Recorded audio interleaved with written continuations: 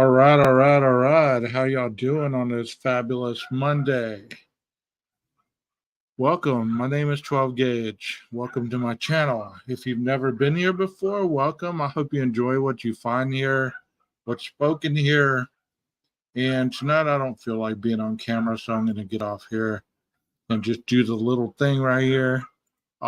Actually, I'm going to be doing a lot of presentations that kind of need me off the screen in order to complete the presentation for you to get the gist of it all. Everything just stated here is researched by myself, and I try to give the most conclusive ending of what I can find. The title tonight says IDAHO4 Body Rot. There's a reason I chose this title is because I want to talk about a lot of things tonight, and I'm not going to get long-winded, hopefully, but you just never know. But before we start, I want to take a moment to just talk a minute, let people get in here. Hopefully, you guys that are in the chat, hello, welcome. Stop in and say hello.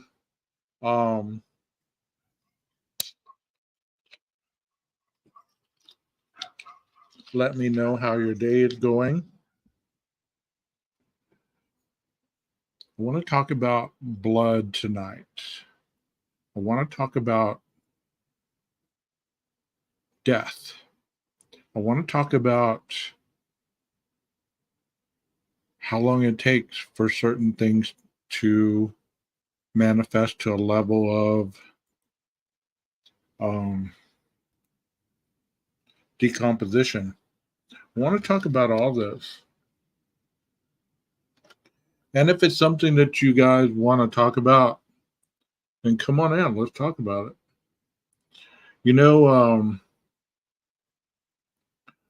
before we get into that, though, I want to talk about some rumors that I heard very early on, and I want to discuss these things with you guys because I think they're interesting. Here's the first one. Your buddy with a buddy here.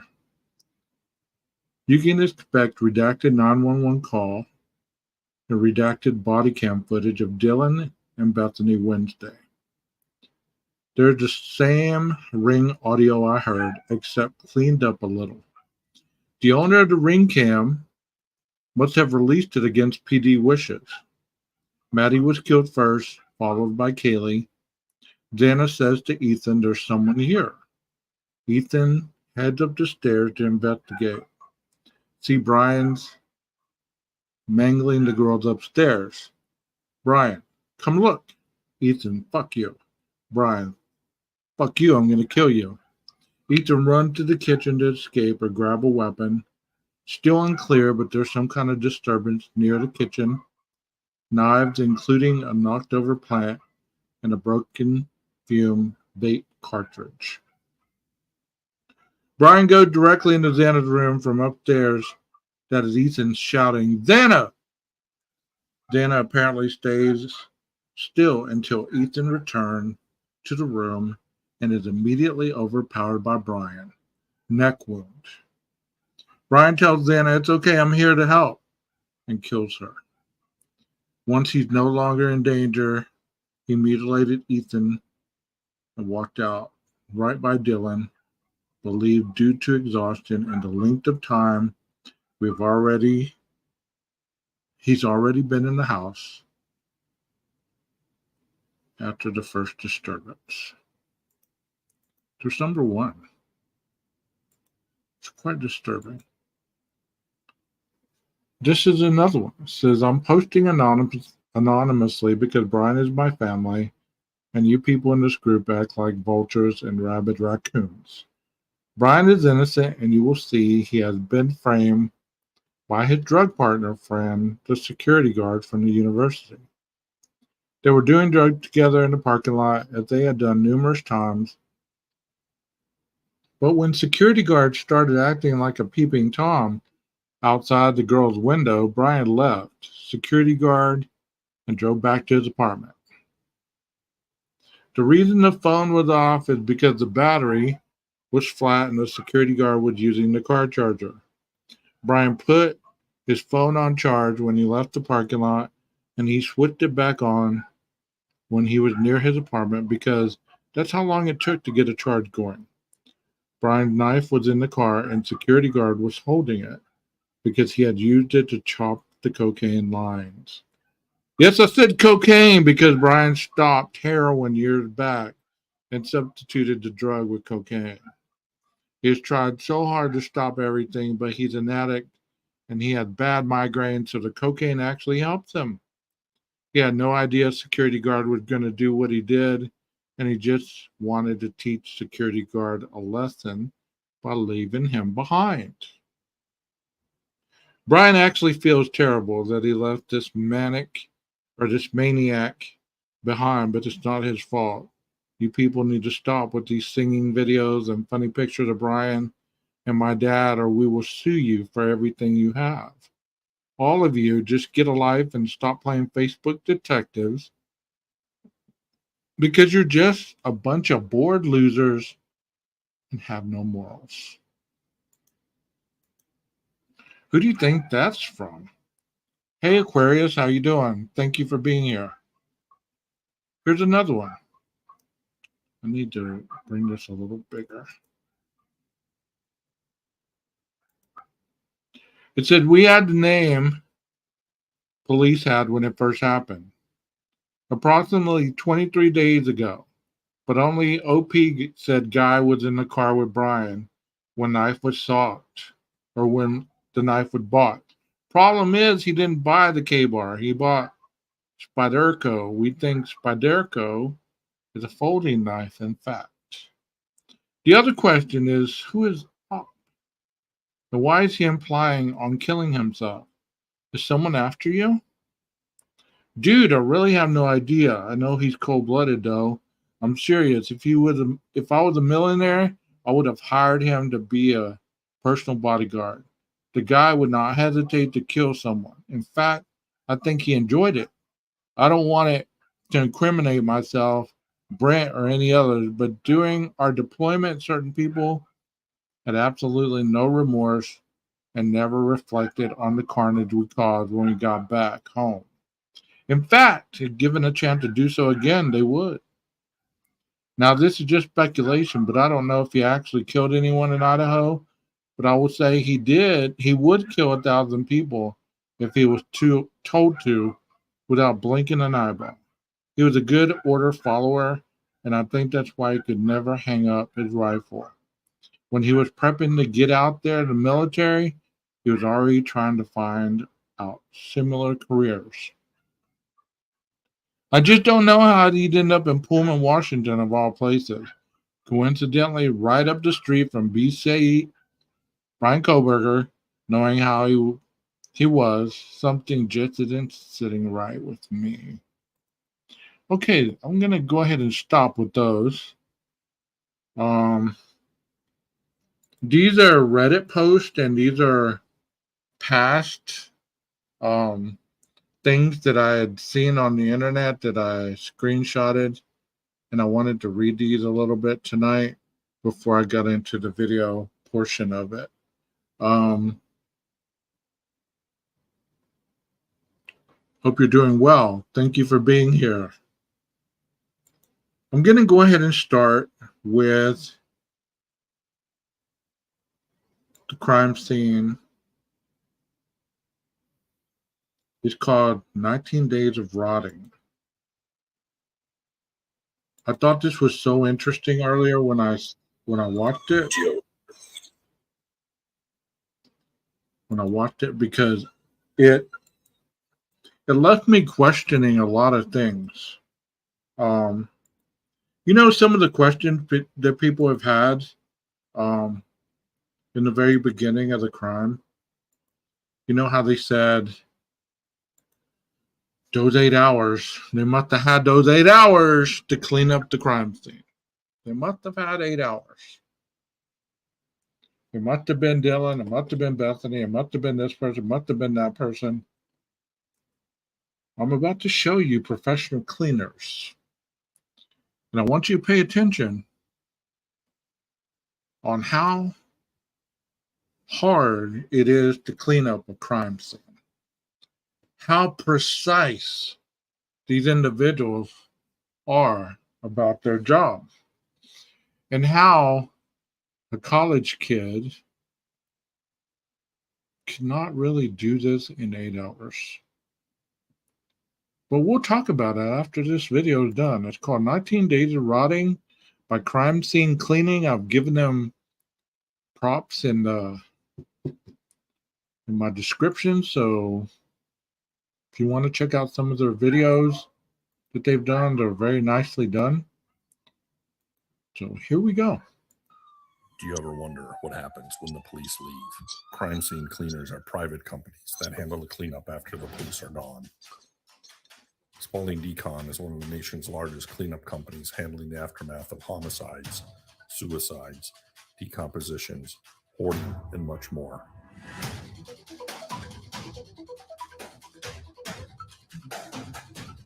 These are our stories.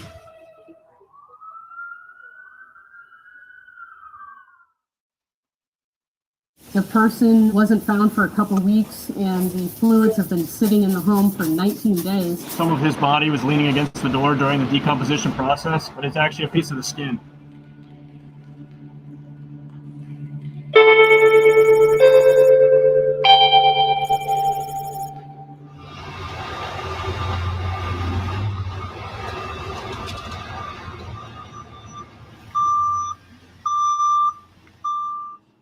Hey guys, Laura here. We are in St. Petersburg, Florida on a decomp.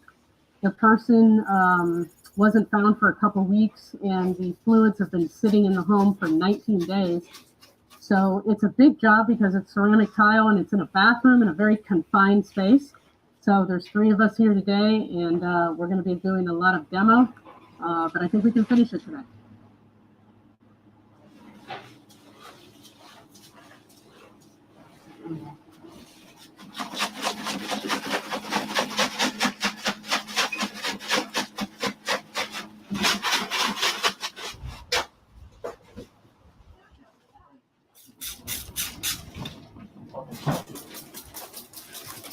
All right, guys, so what I'm doing here is I'm wiping the farthest bio spot that I see that I indicated.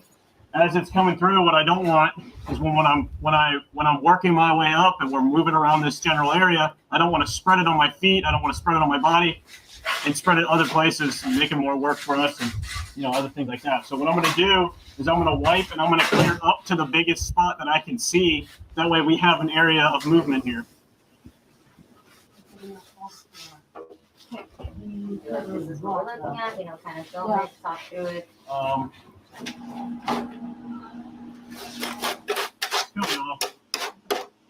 Gotta get to that chunk.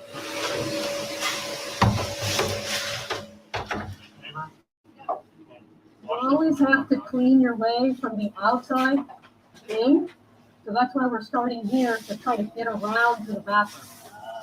104 degrees with the humidity, and then you got this. So if you're looking for a good weight loss plan, this is it. So look at what they're doing right there. Look at how meticulous they're being with the tiles, how they're getting into the God, I can't think of what the word is, grout of it, and how they're cleaning. If you're looking for a good weight loss plan, this is it. See that? And that's blood with. All right, I'm unscrewing this door. I'm taking the door out because if you look at the bottom, right? So you kind of wicked up some of that blood and bodily fluid into the door, into the wood there. So that's what blood looks like. So what we got here on the door is obviously you can see where some of his body was leaning against the door during the decomposition process. So some of the skin was stuck to the door. It looked like the wood and the paint and the enamel was peeling from the door, but it's actually a piece of the skin. As the body decomposes, the fat starts to separate, the bile starts separating, all that thing happens, right? So you can see here where there was a piece of fabric or cloth here where it's soaked up into the rug, and it trapped it under there. So as I peel this rug up, you can see it's very wet. What that is that is fat, liquefied fat, basically. That is terrible. Liquefied fat. Most thermostats, they say the temperature on it. This one says, you're standing at the gates of hell. Run, run. Look, this is, hey, people that work together, stay together. This is how you make a fucking pancake right here.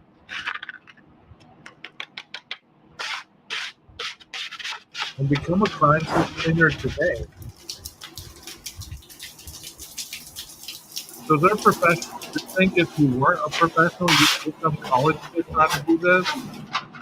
Or even holding out the partying, whatever you did all night. You tell me you could do this effectively? What do y'all think, guys? What do you think?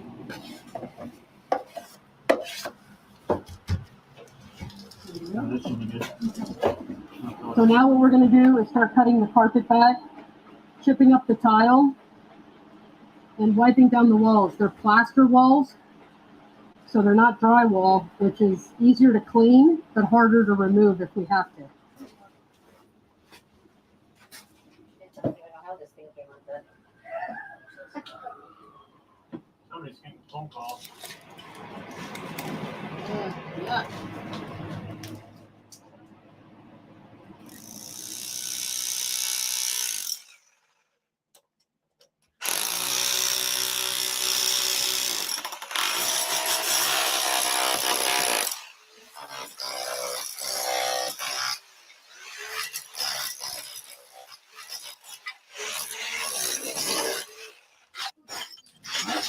What?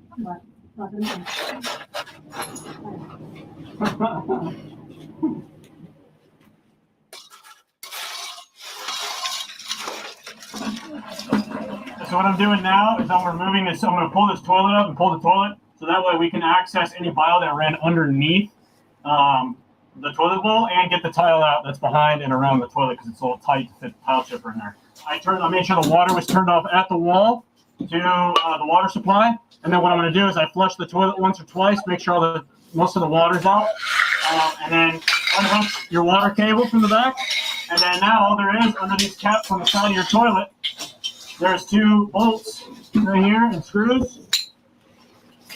You take those up, the toilet lifts right up, no problem. You get the stuff out, then we can bolt the toilet back down onto the subfloor after we're done. So look at that meticulous. What this is at some point he popped, and there's spatter on the wall that we'll have to get. It's going to pop, and that gas is going to release, and it comes out with some force. So that's what happens. What this is on the wall here is what it is. A lot of is from flies. So the flies are landing on the body. They're landing in the fluid and all that stuff. They're eating it up. They give it to they do it for nutrients so they can lay maggots. Maggots are eating it, moving around. So that's what this is. It's just little drippings and just debris from the flies and the maggots landing on the body and then flying around and spreading it everywhere. So we just unscrewed the toilet, and so now we got to lift it up. Unfortunately, some of the biomatter got underneath the toilet and into the tile underneath. So the toilet has to come out. I don't think we're going to have to get rid of it. So we're just going to take it up, take the tile out from it, make sure it's clean, and at the end of the day, we're going to put it right back. We have some sort of growth from the sewer here, from the sewage mixed with the water, causing some type of, I don't know, fungus growth, but it looks like branches.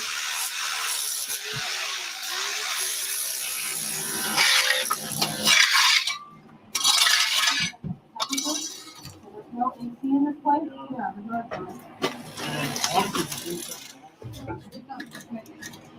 There's room here. We'll be right back after this message. Hey everyone, Laura here. Okay, what I'm not saying is, let's look at it this way. Let's look at it this way. If they did have a bunch of college kids come in there to clean this up, could they have done that kind of work that these 2 are doing, or actually these 3 as a team are doing so quickly that they could have got all this done, got rid of, thrown away, and disposed of in 8 hours. In 8 hours, where would they have disposed of all this at? I mean, where would they have taken the biohazard materials? Where would they have taken all this stuff that they were cleaning up? Where would they have taken it? Because they want us to think that there was a cleanup. There was a cleanup, as we've heard so many times early on. There was a cleanup.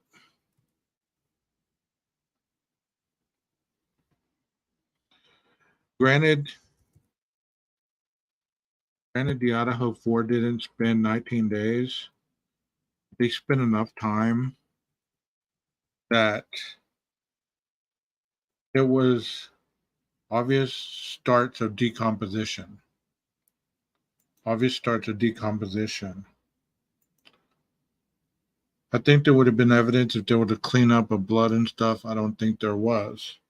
I don't think there was either. I mean, because they're using harsh chemicals. You know, that latent shoe print that was found. That's all I heard about. It was a cleanup. It was a cleanup. Due to the chemical they were using, that shoe print was found the second time around because of the chemicals. I don't believe that.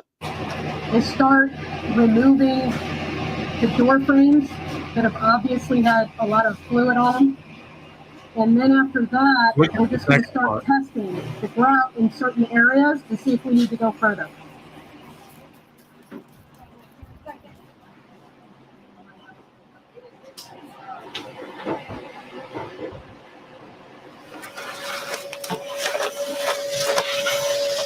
I mean, they're taking up the floor. It's not like they're just cleaning it. They're taking up the floor. Scrubbing the faces. Look at the blood that's permeated into that face.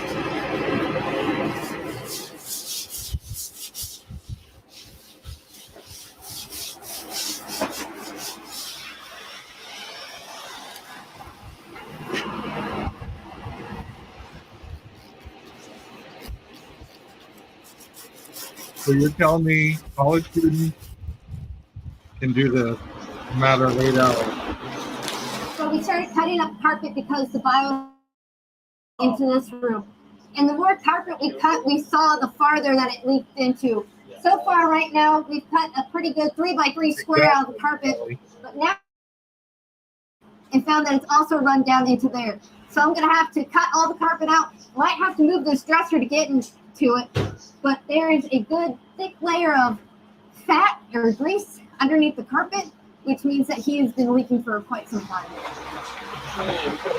Yeah, it's so much lighter.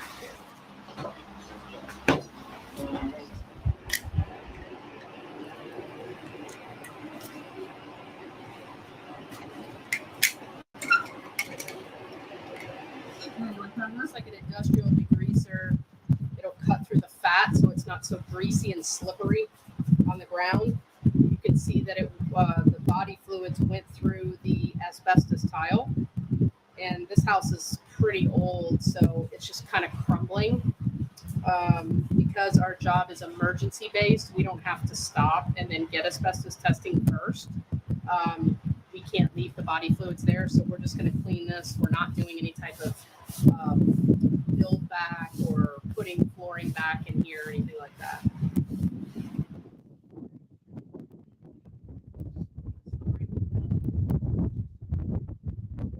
I'm just saying that early on there was a lot of cleaning up the stuff. I remember the professional cleaner came in. Okay, so I have a sneaking and they started to do all that we're this. going to go that way too because that tack strip was really wet. Yeah. This was one of the reasons why they had the house torn down, because of all this.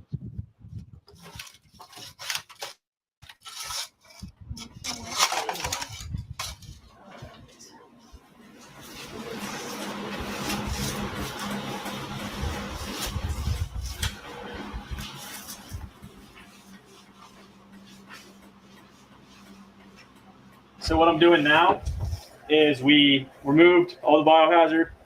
We removed the tile, removed that asbestos tile under the carpet for that amount. We treated the subfloor. Make sure we indicated afterwards to make sure there is no presence of biohazard left. There's not, so now what we do is we seal the floor in for any odors, anything that may be there. We just kill. So that's what I'm doing now. I'm using a Kills paint primer, which is a great sealant. And I'm going to seal these floors in everywhere that I saw biohazard and everywhere that I pulled flooring up. Yeah.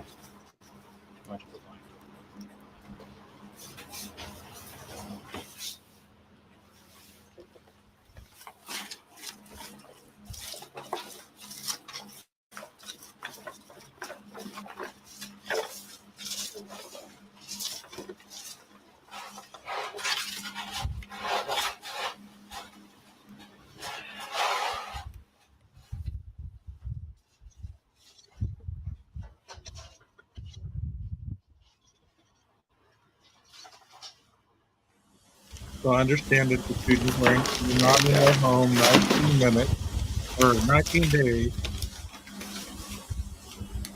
But they were in there long enough to have this stuff starting to happen. It makes you wonder how they cleaned up the place to get the bodies out. Well, I'm Get the cleaning blood out. equipment now that our job's pretty much over. Got to make sure we get all the biohazard that we put into our brush out of our brush now. So I'm just going through and I clean everything with Shockwave. If it's got some bigger material in it, I hit it with a hose to make sure everything gets cleaned out before we even put it on our truck, because it doesn't make sense to take the stuff that we just cleaned and put it in with all of our other clean equipment. So yeah, just gotta make sure we get everything rinsed off before we get it back on the truck, and then we can head on out of here.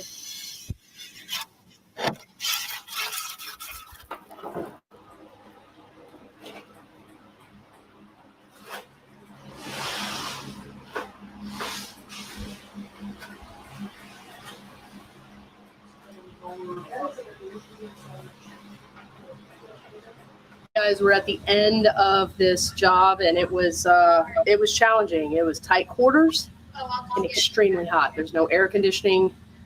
It's about 104 with the heat index here today, so it was pretty challenging. But I think we're good to go. We've put some ozone in there now to get rid of all the ancillary odor, and it should be good for the family to come back in 48 hours. So thanks for watching. Okay, so I want to show you another one that is not as long as far as having the blood and everything in there.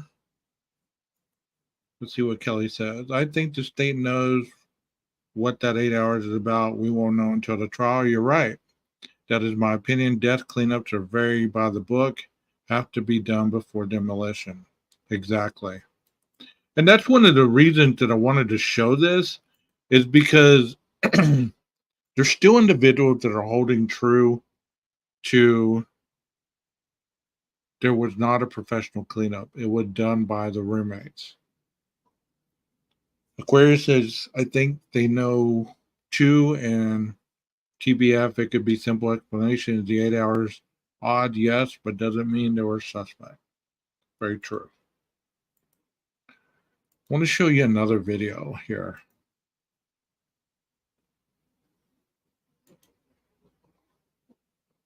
This one is about kind of the same thing, but it has more blood splatter, so you're able to see a blood splatter type environment and how they clean up the blood splatter. So hang with me here.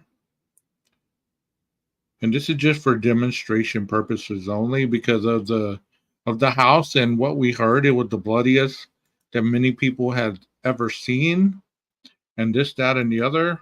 So I'm giving you kind of a backdrop with these videos to kind of show you so you can kind of visualize in your mind, even though we weren't shown the crime scene, you can visualize the crime scene and the blood splatter and this and that and the other to kind of visualize some of what the PCA was discussing as far as the crime scene. And here we go.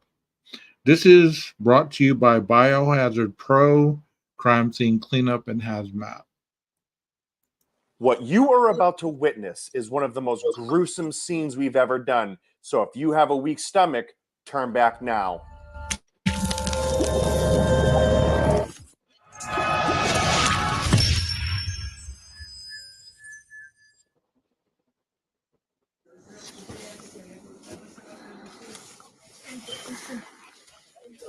And if you notice, this area has a wooden floor just like the house did. That's another reason I chose this, to show you how the blood was on the wooden floor. What you just heard was the sobbing of a wife who witnessed her husband die in front of her. This man was on in-home dialysis, and something failed. And when it failed, he'd panicked and got up and basically ran through the house, spraying every object, wall, floor, door, pieces of furniture, everything with blood. Because as you can see us walking through the hallway where the friends and family had put down coverings before we got there so that they could grab some items before leaving the house.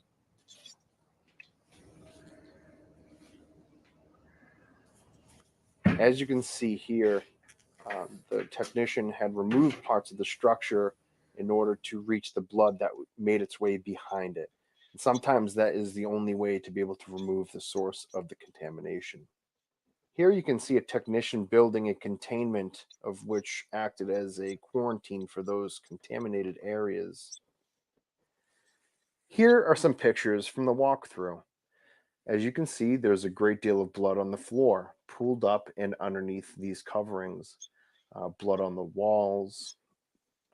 See right there on the wooden floor? I don't know if you can see my pointer, but there's blood splatter on the wall. It's coming down the wall. It's on the wooden floor that was kind of consistent with the flooring that was in 1122. So to clean all this up, you couldn't just get a bounty picker upper and just, spray it down with some natural cleaner and clean it up without leaving some of the streaks behind, some of the blood material behind, some of that behind. And there's a lot more over here too, as you can see. It's like everywhere. Along this baseboard, dripping down the walls, dripping down the walls.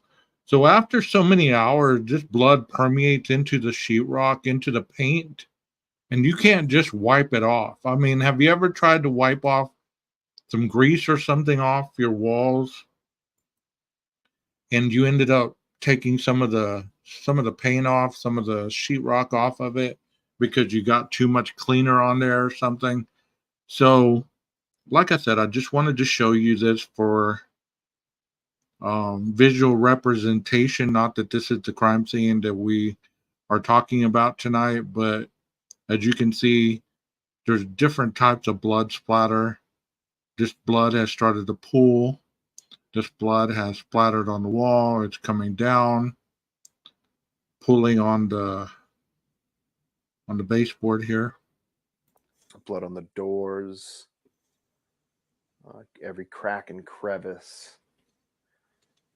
There was just blood everywhere. Here is the bedroom of which the gentleman was staying, and you can see the medical equipment was set up there. He's just absolutely blood everywhere, up on top of all the furniture and dripped down into the TV, behind the wall, underneath the tile, in the bathroom. And when he was being brought out, there was blood all over the porch and the door. Okay. Before we remove any parts of the structure, we always clean it first and then use an indicator solution to let us know whether or not there's any residual blood underneath. If there is residual blood, then we do go forward with removing it.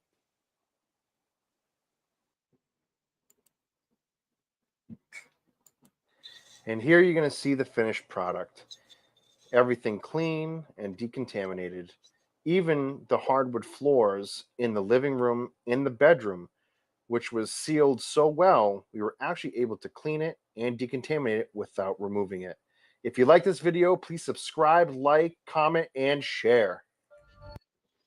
And as you can see, professional cleaning left a different, I mean, it was shiny. They got the blood off everything.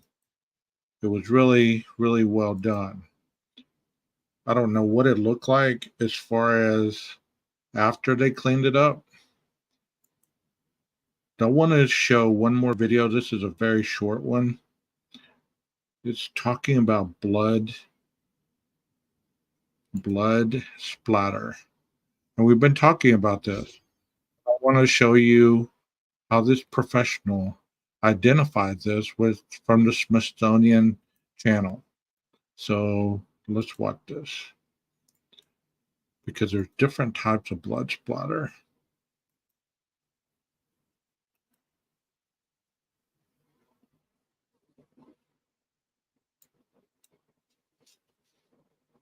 And here we go. Today, bloodstain pattern analysis is routinely used in murder investigations. Modern bloodstain analysts are trained to recognize and interpret three main categories of bloodstains. Drip stains, or passive stains, occur when the force of gravity pulls drops of blood from any object down onto the floor or surface. They are generally round and fat with no tails. If someone is stabbed in the arm and there's blood that forms on the end of the clothing and forms a drop and falls down, that would be a passive drop of blood. The second category of blood stains are transfer stains. Transfer stain is when you have blood on something, like your hand or cloth, and it comes in contact with a non-surface and transfers, smears the blood on it. But when force is impacting and dispersing blood, it breaks up into droplets and produces a third and very different type of blood stain called spatter. Spatter can be classified as either high, medium, or low velocity. Analysts first look at the shape of the stain. The shape determines the direction the blood was traveling. A circular stain means it hit the surface straight on at a 72-degree angle. But if a stain has a tail, that indicates the direction the blood was traveling. Next, the analyst measures the length and the width of each stain and calculates the angle of impact, symmetry. The final step is to literally connect the dots by using lasers to show the path that each bloodstain travels. And where those paths converge,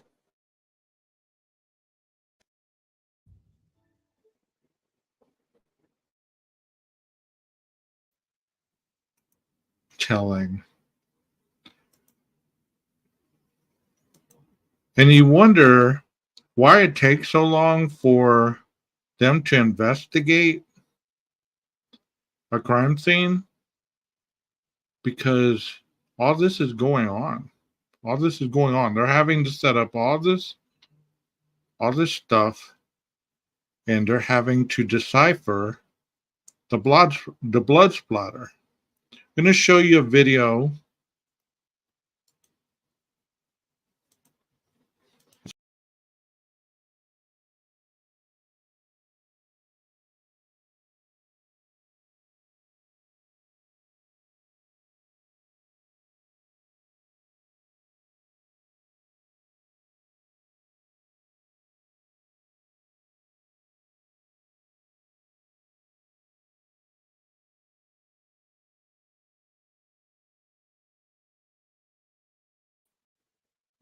Okay, sorry guys. I don't know what happened just then, but I got disconnected.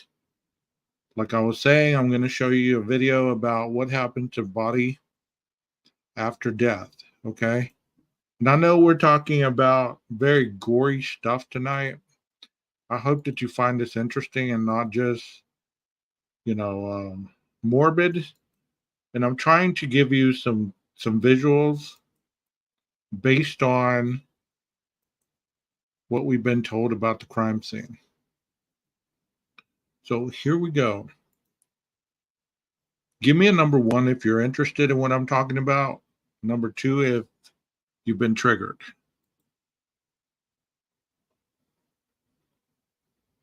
This is another video by the Smithsonian channel. I actually went to the Smithsonian Institute when I was a kid about 3 times. I used to live in Delaware, so we used to go to trips to the Smithsonian Institute, to the Washington Monument, all over Washington, D.C. to see all these cool places. What happened to a body after death? When someone dies, their body goes through many stages of decomposition. The fresh stage begins immediately after the heart stops beating. The skin turns purple, and the muscles begin to stiffen in a process called rigor mortis. In the bloat stage, gases build up in the body, causing the abdomen to expand.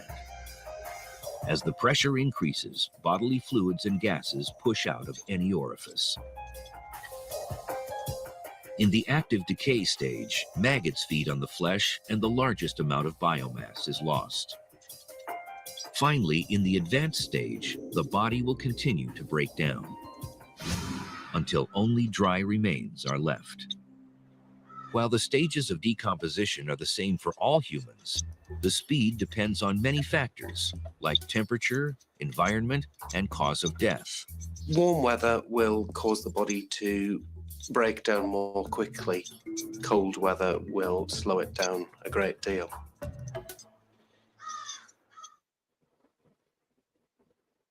Right. Very quick and very to the point. I'm glad you are enjoying this. I really am, because I'm not trying to be morbid or anything like this. Based on the IDAHO4 case, we were told that it was a bloody scene, very messy, and it was one of the bloodiest that the coroners had ever seen in all her time. They haven't had a murder in 7 years, and I'm sure it wasn't anything to this magnitude. So based on what we saw today, do you guys have any questions about the blood splatter? Do you have any questions about the cleanup, how it happened, how professional cleanups happen, and whether this kind of dispels the rumor that Dylan and Bethany cleaned up the house? Because, I heard that so many times, so long, that rumor was taking place. Bethany and Dylan and the college kid must have cleaned it up in those 8 hours. And I understand there was also the drug angle as well, that they were cleaning up drugs and paraphernalia and this, that, and the other. But there was a lot of creators and even panel members that were very, very convinced that these college kids cleaned it up. I'm going to go over some other rumors that were going around, just to show you how silly or how true, whichever you want to say, these things are or were, because these were very early on. These were all over Reddit, all over Facebook, all over 4chan. Everywhere you look, there was people commenting. This one says, let me make it a little bigger. I'm going to read it to you so you can have that. It says, October 29th, I felt completely disconnected from reality. I feel all the time that I'm living in my own reality. This is Brian writing this. It seems as if my brain chemistry is altered from this, even though I'm certain it's not. At first, I felt very uninterested in things I usually like to do. But then it changed to the point I saw no reason for anything and everything becoming boring to me. I feel at times completely disconnected, and it's if I can't live like a normal person. When I think about my future, I think about how we'll barely remember my mother and father, etc., because I have an altered memory and also have been unable to think of them due to the 10 things I think about nonstop, all at once. Visual snow, altered brain, tinnitus, disappointment, regret, etc. I think that possibly I could have brought this onto myself from post-traumatic stress disorder or something similar, but I can't tell what it is. I have had 2 medicines mixed, Devalproex and Topermate, with 16 extra strength Mucinex pills, and I felt like this could have altered my brain. But I remember how it was before. I remember that I felt like it before. It is all real bullshit. If I have any chemistry change, I have this. Let me see if there's any more of it. I have this detox program that can fix it. Okay, so I believe that he was in treatment when he wrote this. So he's talking about completely disconnected from reality. Do you know what the chemical name for that is? I'm going to write it.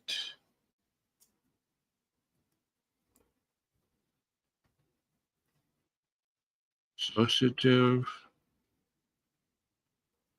disorder.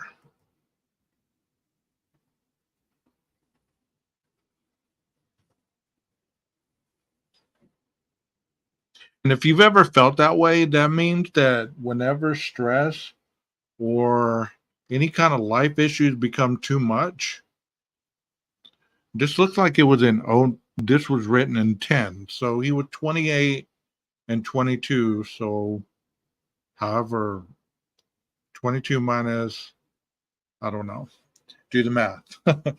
So whenever you dissociate, reality becomes more than you can handle. Stress becomes more than you can handle. And what you do is you blink out of your brain, out of your mind, and you kind of take yourself to a safe place until you feel safe to come back in. The stress, the anxiety, the tension, all this is gone, and you come back into your body. And many people will say that's bullshit. That's just a cop out. No, it's not a cop out. Many people, they have issues with stress, PTSD, any type of these things. They dissociate. That's part of their daily living, dissociating from reality in order to deal with all the stimuli that's going on in their brain. They can't take it because they've had so much trauma that it feels like their brain is literally inverting and imploding on itself. So they dissociate in order to get through the situation. So that's that one written by Brian himself. Disconnected from reality. He feels it all the time, living in his own reality. Seems that the brain chemistry is altered from this. Well, of course it'd be altered if you were doing heroin at that point and were detoxing off of that. Anytime that you do any chemicals and you detox and you get off the chemicals, your brain has been altered because your brain gets used to taking the chemicals. So when you take the chemicals away, there's a void. So if you're using a central nervous system depressant, which would be alcohol, heroin, any kind of downer, when you take that away, all the anxiety, all the stress, all the things that you're taking it for, they all come rushing back with a vengeance. And most people can't handle it. That's why they need to be placed on medication in order to deal with this short term in counseling and everything else.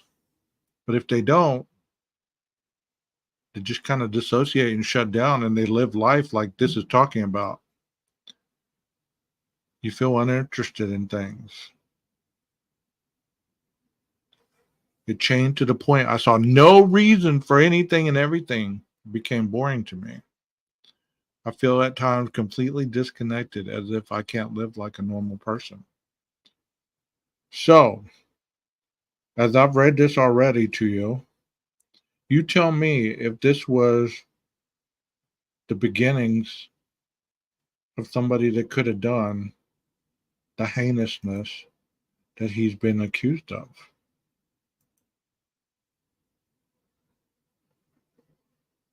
You tell me.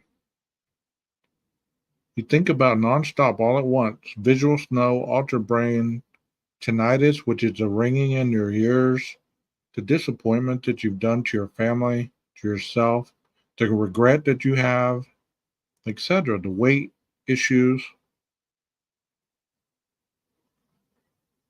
all the PTSD from your past, and then taking drugs on top of that. Here's another one. I don't think this was written by him, but this is somebody else on some kind of platform. They say, I did hear a similar version of this in the first few days after the murders regarding what one of the surviving roommates saw. He was not at the top of the stairs, but outside her window. She thought she was seeing things, maybe hallucinating, for lack of a better word, and went into the other roommate's room across the hall. The rummaging she heard later was what she thought was just her roommates having people over late. A small party, get together after being out. There was a neighbor outside on the scene as emergency personnel were arriving that heard this roommate saying these things. I saw several pics early on of forensics taking pics of this window and dusting for prints. Maybe the killer was looking for entry into the home at this point. This is very early on. So this person was talking about what they heard, what they saw, what they heard one of the roommates talking about. That would make way more sense. Someone outside in the dark sounds like something you actually could convince yourself you didn't really see, especially if they were gone. If you checked again or went and got your roommate to check, God, I feel so bad for those girls if that's what happened. So creepy. But the investigators did pay a lot of attention to that downstairs window that first day. That would make even more sense.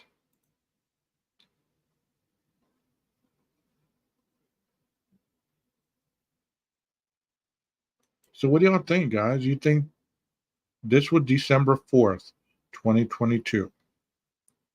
Not long after. Okay, here's another one. December 4th, 2022. Back to the original rumor out of Moscow now, with new contacts on 911 call and the insight on use of drugs being rumored. Final edit. In reference to a roommate hallucinating. She did not actually hallucinate. She thought she hallucinated, or her mind was playing tricks on her in the dark. So everyone commenting that you don't actually hallucinate real life people while tripping, I know it's speculated she actually saw him, but at first thought he was not real. May have taken drugs earlier in the night and chalked up what she saw as a not actual event, just being tired. This is Moscow, Idaho. Taking drugs or not, the first thought of an intruder in your home is not what would come to mind. All of the stance was on speculation, not actual hallucination from taking drugs. Just the thought she might be hallucinating to make sense of seeing someone at 3 a.m. Marking as info because it's speculation around town, still a theory at best, not confirmed. One of the very first rumors I was told in town was the two surviving roommates heard something, went into one room and locked the door until the morning before calling friends over, and then the police. This rumor started so much speculation and head scratching in the beginning, like they heard something. Why wouldn't everybody else?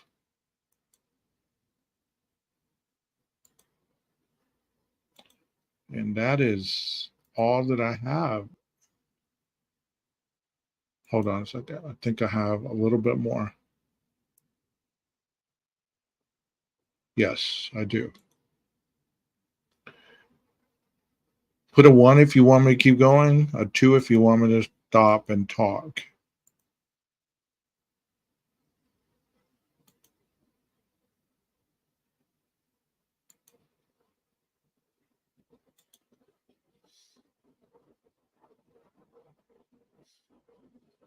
Okay, here's some more.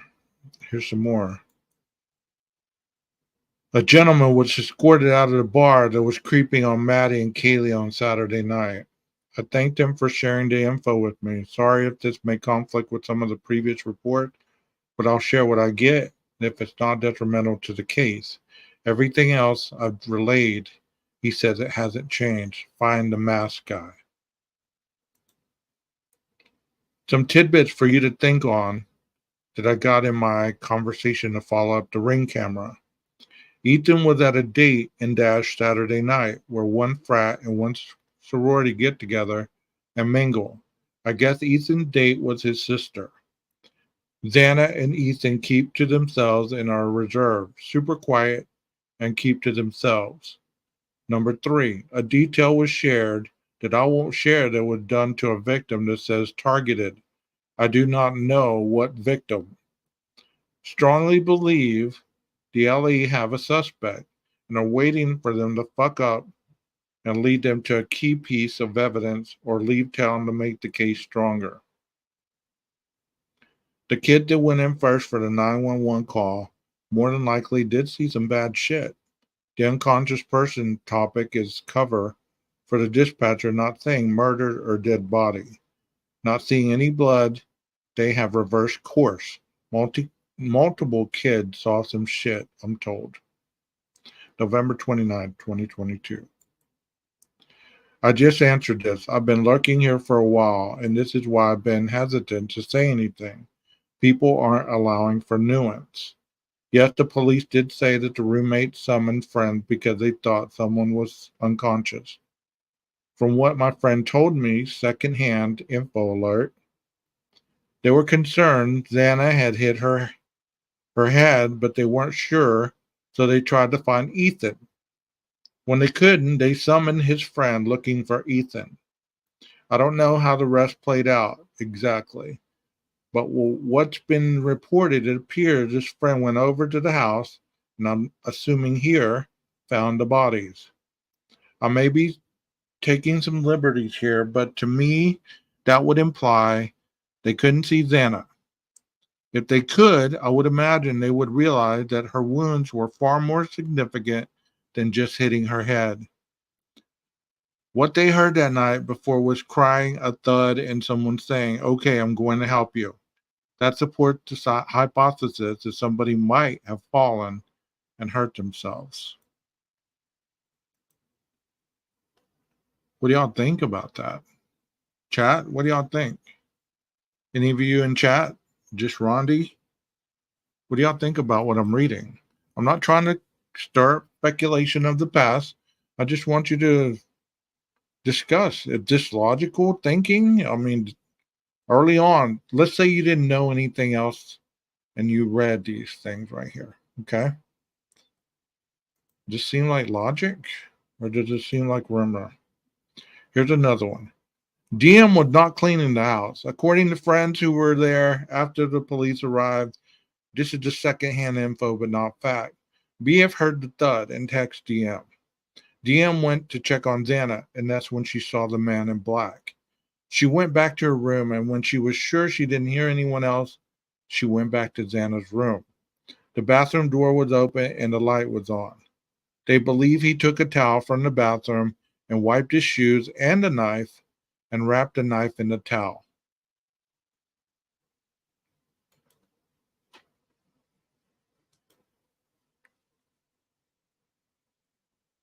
These were early comments written days after the murder. This is what people were hearing was being spoke on. Here's another one that says, I don't live far from the crime scene. Didn't know the victim, but one of the first rumors I heard from locals was drugs were involved. Something about missing fentanyl pills, and I think someone compared it to the Wonderland murders at one point. The very early local rumors haven't really been off the mark in my experience. I also learned the victims' names and that it was a stabbing before any of that was confirmed. With the chief now clarifying the residence was targeted, not necessarily an individual, it kind of makes sense.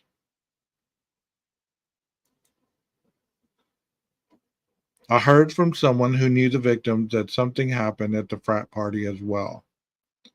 Did they elaborate on all this? Unfortunately, they did not. I will say this person was very convinced the frat party had something to do with it. This was the day after the killings, and this person is still very well connected at the University of Idaho. I wish I had more info. First I heard was that it was likely a former frat member who was stalking and creeping on one of them. May have been in the military and or ROTC. I heard that too. Also that the perp likely was in a tree. Before entering premises, I don't know what to think.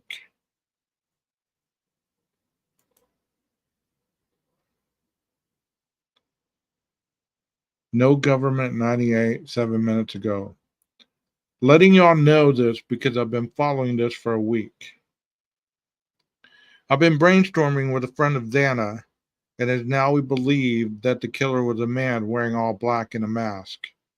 My source comes from Dylan, who she herself said she saw him quickly outside her basement window and that he didn't see her. She ran to Beth's room because she was scared, but I don't think she knew the severity. Multiple friends have also said that Kaylee had been stalked 5 weeks ago at Winco's and that there may be footage there. And also Kaylee again got stalked while walking her dog Murphy. And then to top it off, weeks ago, the sliding glass door at the house was found open. The killer seems to have treated this as a hunt. Everything I've found, I've forwarded to the tip line. If there's like any and all information that you want the authorities to know, I've been piecing a timeline of events since Sunday. Initially, we didn't know whose blood we saw leaking out of the house, but after much research, I'm sad to say it was most likely Ethan and Xana's blood. We know Xana went down fighting, possibly Ethan too.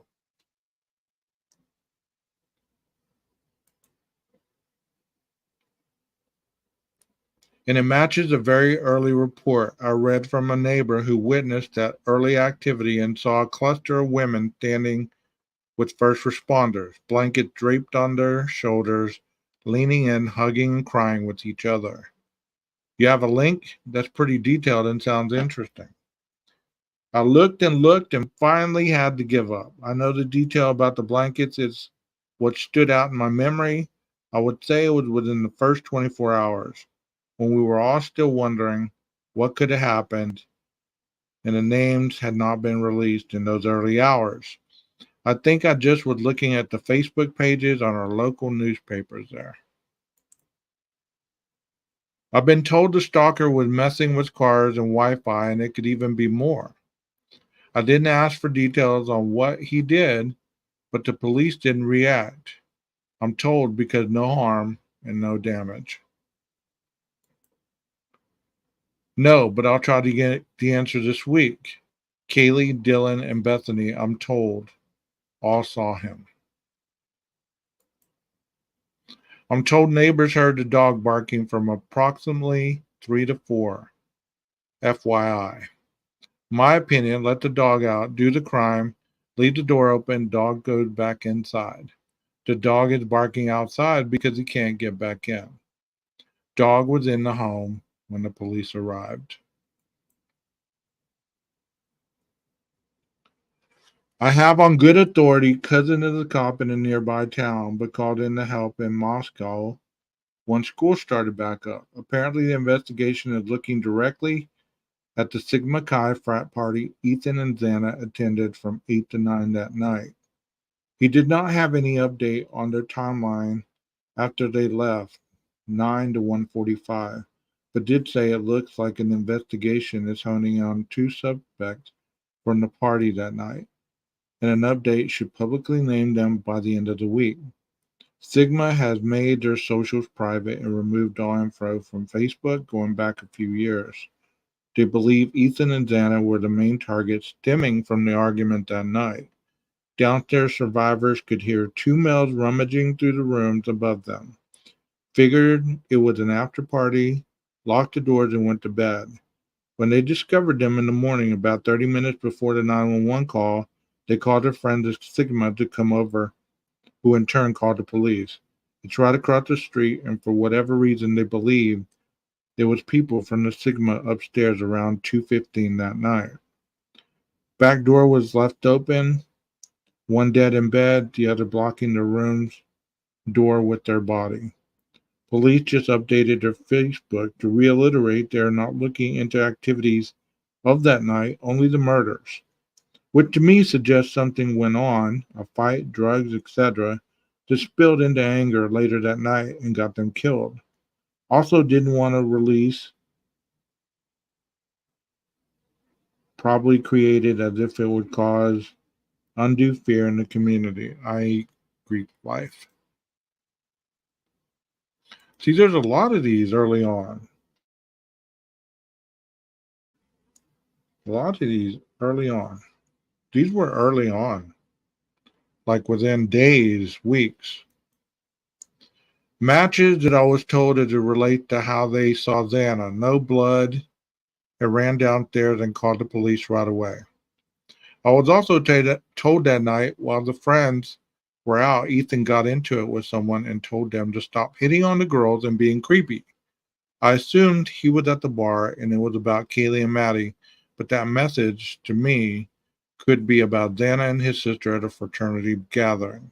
Just sharing what was sent to me on the Monday after the murders. Interesting to say the least, and thanks for sharing.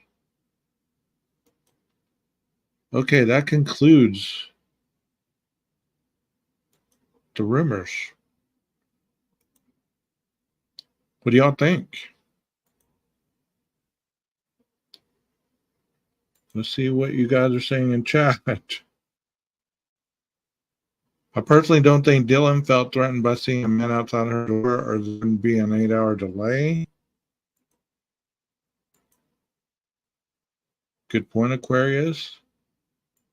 Ethan's fight was with David Loach. Yes, we know that. I think that's just why they're rumors. Very, very good point. I mean, and I'm not trying to make them into something that they're not. I wasn't reading them so that we could dig up something that was missed along the way.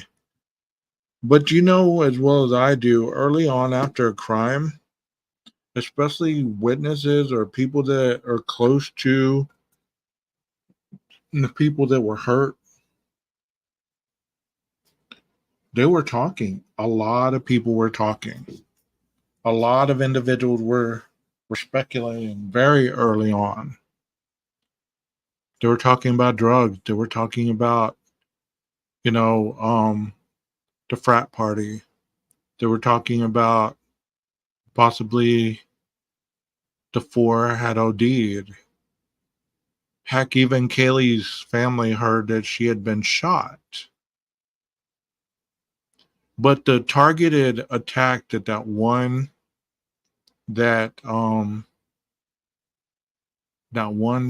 poster was talking about was about Ethan. Very early on. I read, because I was all over the place on the 4chans and everything else. I read that Ethan's legs were cut down to the hamstrings, and that part of it, and that his privates were taking off. You know, they were cut off and placed in his mouth. And I read that somewhere, and it just blew me away. And I even repeated that one time in a chat. You know, and people were like, "I've never seen that. You're making that up. That's not true." What is? I mean, I did read that with my own eyes. I mean, whether it's true or not, that's neither here nor there. And I think that's where they got the targeted part from. Because if you're going to target people, you're going to, you know, also heard that there were some cryptic messages that were written on the wall in blood. You know, that could be a rumor. That could be speculation. That could be people dramatizing the crime even more than it already was. But the fact of the matter is this, is somebody mentioned Occam's razor a while ago. I think it was Kelly. I don't know if she's still in here. But she mentioned Occam's razor. And that basically state that the most logical scenario, or the closest people to the event, make the most sense. So if you look at that as being what happened in this crime, the individual that claim that Brian is innocent are looking at it in that light. The ones that are saying that he's guilty aren't taking into consideration that light. So I want you to use your analytical brain. I want you to use your analytical thinking when it comes to not only this crime, but just crimes to come, because there's going to be more. Hopefully not like this, and hopefully not as gruesome or some of the others that we've heard about throughout history. But the only precursor of future experiences is past results. So we're going to look at that as being able to gauge the future. We're going to see some other things happen. Heck, we see them every day. And still people don't take the analytical route. They're quick to focus on the speculatory, what makes more readable, and what can I handle? What can I handle as a person so I don't dissociate and stress myself out so my brain shut down? Rondi says, if it took Brian completely out of the picture, wouldn't there be an investigation into the fight at the frat? We don't know that there wasn't. We don't know if those people have been cleared or not. We don't even know if they've been investigated. We don't know if that was hearsay. It's hard to even know whether that was evidence enough to even warrant them to do nothing more than just a witness interview. You get what I'm saying? So if they just interviewed them, meaning that they were just interview them, just say, hey, did you know Ethan? Did you know a supposed fight that night? Did you witness anything? Did you hear anything that could have translated later into something vicious that happened at that house? Did you know of anybody that went over that house? These are just these are just witness interviews. It's not an interrogation because none of them were suspected of a crime. The only person that's been suspected of a crime is Brian. So everybody else, even Dylan and Bethany, we hear interrogation, interrogation, interrogation. I'm pretty certain they weren't interrogated. They were interviewed more than once, and possibly even used a little harsher tactics, but not interrogated because they're not charged with a crime. If a person is not charged with a criminal act, under arrest, read their Miranda rights,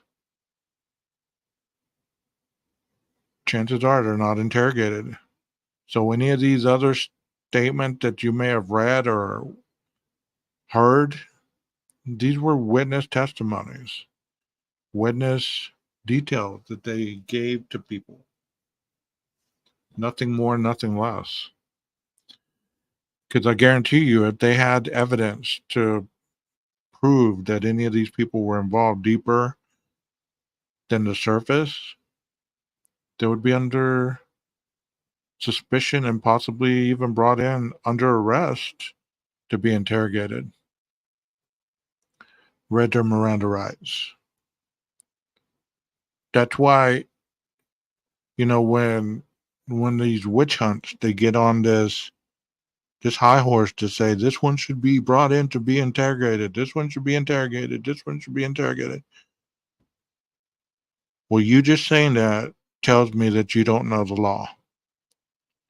You cannot interrogate somebody who is not a suspect or been arrested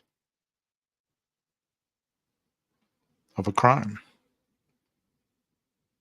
Anything that you say to a police officer when you get pulled over, that is not an interrogation unless he puts you under arrest, reads you your Miranda rights, and then at that point you need to say nothing. Contact your lawyer because it's about to become an interrogation. So that is just a little bit of knowledge from 12 gauge tonight about interrogation versus an interview, because many people do not know the law and they're quick to run and jump on it, just like the Sebastian case. They should interrogate those three. They should bring them in and interrogate them and force them to tell where Sebastian is. How they haven't even been suspected of a crime. They haven't even been arrested in suspicion of a crime. They've been cleared. If anybody was suspected and arrested, then they'd be interrogated. So there's a little bit of criminal justice 101. Chat, let me know what you're thinking right now. Did you enjoy the presentations about the cleanup, the blood splatter? What happens when you pass? The stages of passing. Some of the early on rumors that were floating around very viciously. Like I say, I like to base my stuff on research, not me talking about it for an hour and 20 minutes, because that would get very boring. You'd have no kind of information for me to base my words on. So it's just empty calories, as I like to call them, empty calories. I like to feed my guests and have them full by the time they leave. Yes, go back and watch it on replay and tell people to hit the like. Leave me some comments if you have some questions. Somebody was asking me if I had anything about the Kylie Rodney case. I don't. Maybe this weekend I'll look into that case and maybe I'll do a video. I'm very naive about that case, so it might not be very well done, but I'm going to do some research and see if I can do some information on that. Yes, at this point we have hypotheses because we're bringing about information that is piecing together a possibility of a theory. That's why it's so hard for people to understand it, because they can't put a hypothesis together without feeling like they have to be right about every situation. A hypothesis is just that. A bunch of information gathered together trying to paint a picture, and once you get it all together, you form a theory on what you believe happened, and then you have the intent of the individual, and then hopefully you get a motive for their intent, and then you continue to build a case. Dang, sounds like I've been studying, huh? Well, God willing, I'll be graduating June 2025. The countdown continues. Do you think I've learned anything in my classes? Press a 1 for yes or 2 for no. I hope I have, because it's a lot of money going out toward this degree. And I just wanted to let you guys know that I'm very thankful for your comments on a daily on my community tab.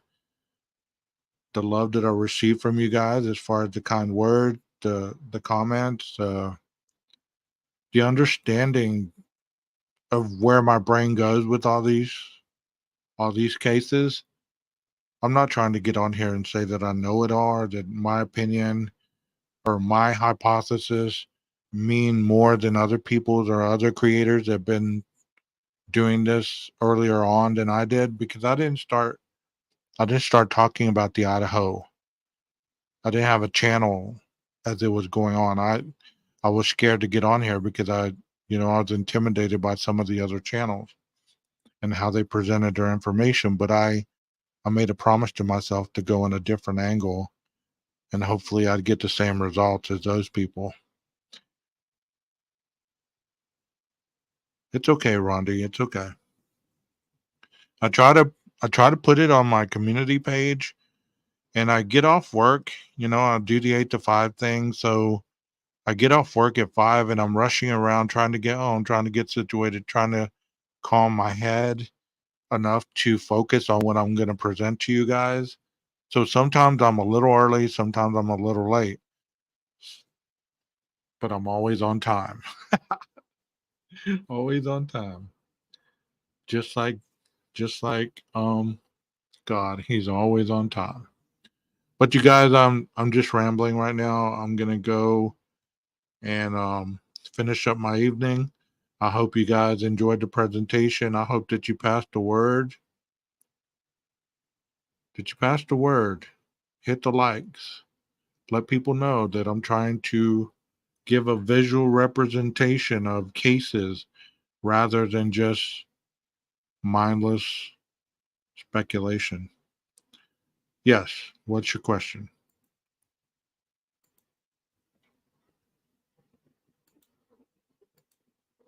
What's your question? I got you.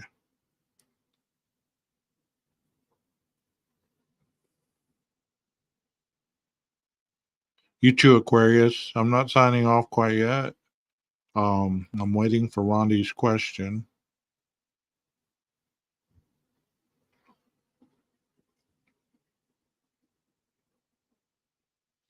I'm trying to get some special guests up here with some expertise in their field. The knife person, Haley Dunn, Dad, if he ever responds to me. Do you think disassociation diagnosis would fit Brian? Possibly early on, the dissociative disorder. Yes, possibly early on. I really do. Based on all the things that he was dealing with, I even feel he was probably does fit the dual diagnosis, meaning that an individual who self-medicates due to a mental disorder or a personality disorder they refuse to take medication for, oftentimes classifies for dual diagnosis. So it depends on if he was taking any mental health medication after he wrote that in 2010. And if he was taking medication and he wasn't taking it like he was supposed to, and then he'd take it, get off of it, use drugs again, get back on a mental health medication, it could all lead to your brain. I don't like to use the word crazy, but unhealthy. You have those delusional thoughts. You hear things, you see things that aren't there. You have delusional thinking where you believe that people are talking this or that about you, that they're out to get you, that you're all alone and nobody's gonna be there for you and this and that and the other. That goes with the trauma and the post-traumatic stress disorder.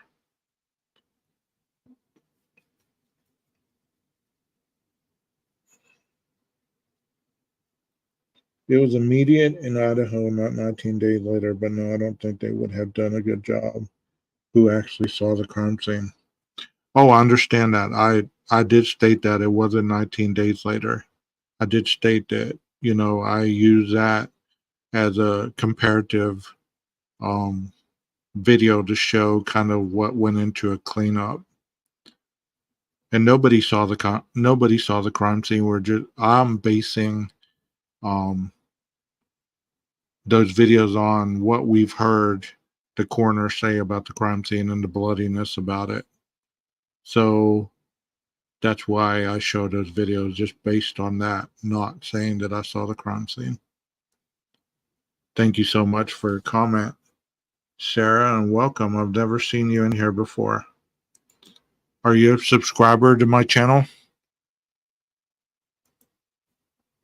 But you're right. It wasn't 19 days later. The cleanup was probably, I would say, maybe 2 weeks. But even then, they would have put all the cleaning stuff on the floors and things of that nature, because that's what they were saying. They wanted to tear down the house because of the asbestos and all the chemicals that were in the house due to the cleanup. They didn't want all that being exposed. So that's one of the reasons they were the proponent for the house to be torn down. Does that make sense, Sarah? Can you give me a 1 if it was yes, or a 2 if no? I'm just willing to hear everybody's side in the chat. I'm not confrontational. I'm not one of those people that believes that I'm all right and you're wrong. We agree to disagree in here, so I like your question. I like your statement. Is there anything else you'd like to say before I sign off? Well, I want to tell you guys I upgraded my icon. If you can see it on the right-hand corner, it says 12 gauge investigative. So that's, I guess, what I'm going to start calling my page. I'm going to take my last name off and put investigative after. Sarah, I'm waiting on you. Say something. Type something.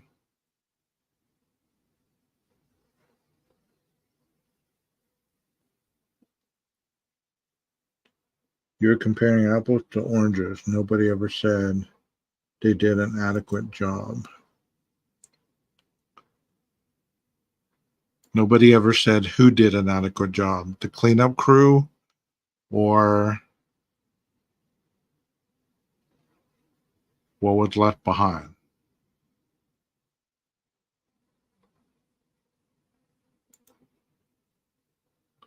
That's what I'm asking. Who? Who's she talking about? I'm not comparing apples to oranges. I'm merely just showing representation of what it would look like when a crime scene cleanup comes in and does their job. And seeing that this was a bloody crime scene, I would attempt to say that it probably looked about the same or close to it, because there are protocols and everything that you do in those line of work. But you're free to believe what you want. I mean, I'm not going to argue with you if that's your belief.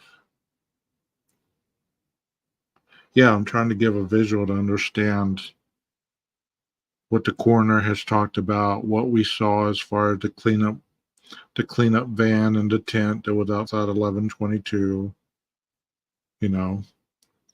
because you're right, nobody did see the crime scene. But I don't know if you're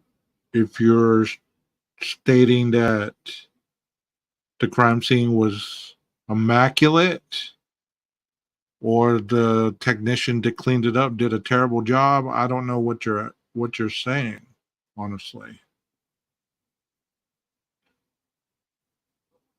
Yes, that also was one of the things that I wanted to focus on as well, because the first video was talking about the guy was there for 19 days,